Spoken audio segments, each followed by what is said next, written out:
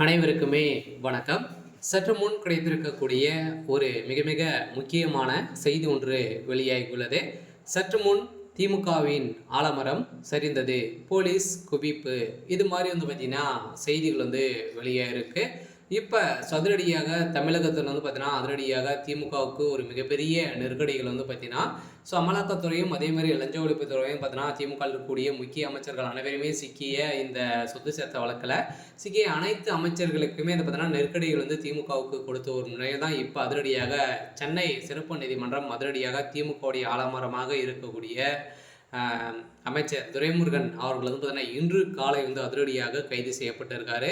So இதனுடைய தான் திமுகவுடைய ஆலமரமாக பார்த்தீங்கன்னா இவர் செயல்பட்டு இருக்காரு. ஏற்கனவே திமுகவில் ஒரு மூத்த அமைச்சராக இருக்கக்கூடியது தான் அமைச்சர் துரைமுருகன்.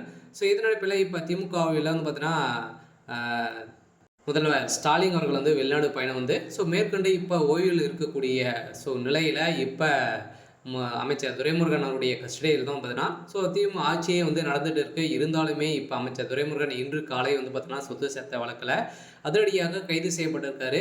ஸோ இதை பற்றி இந்த வீடியோவில் நம்ம முழுமையாக பார்க்கலாம். ஸோ அதுக்கு முன்னாடி நம்ம சேனலுக்கு இப்போ தான் நீங்கள் முதல் முறையாக வந்திருக்கீங்க அப்படின்னா மறக்காமல் நம்மளுடைய சேனலை சப்ஸ்கிரைப் பண்ணி சப்போர்ட் பண்ணுங்கள்.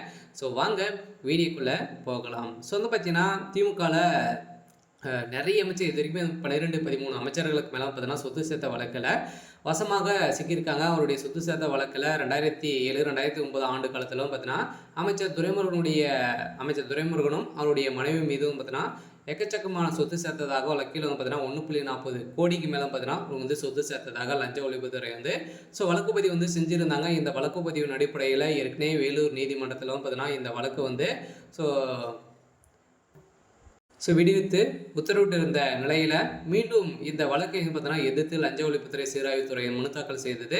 அதில் பார்த்தீங்கன்னா அமைச்சர் துரைமுருகன் அவருடைய மனைவி தொடர்பான வழக்கில் பார்த்தீங்கன்னா அதிரடியாக வருமானத்துறை கணக்குகள் ஆகிய தாக்கல் செய்யப்பட்டிருக்கக்கூடிய என்றும் எனவே இந்த வழக்கு விசாரணைக்கு உகந்தது இல்லை என்று கூறி தள்ளுபடி செய்ய வேண்டும் என வலியுறுத்தி உத்தரவிட்டு இருந்த நிலையில் இப்போ இதை எதிர்த்து பார்த்தீங்கன்னா தாக்கல் செய்யப்பட்ட மனுவின் அடிப்படையில் தான் இப்போ நீதிமன்றம் அதிரடியாக அமைச்சர் துரைமுருகனுடைய சொத்துக்கள் அதே மாதிரி பார்த்தீங்கன்னா அவருடைய சம்மந்தப்பட்ட அனைத்து இடங்களிலுமே ரைடுகள் நடந்திருக்கு. இந்த ரைடின் அடிப்படையில் திமுகவுடைய வட்டாரமே பார்த்தீங்கன்னா பெரும் கதிகளை போய் தான் இருக்குது.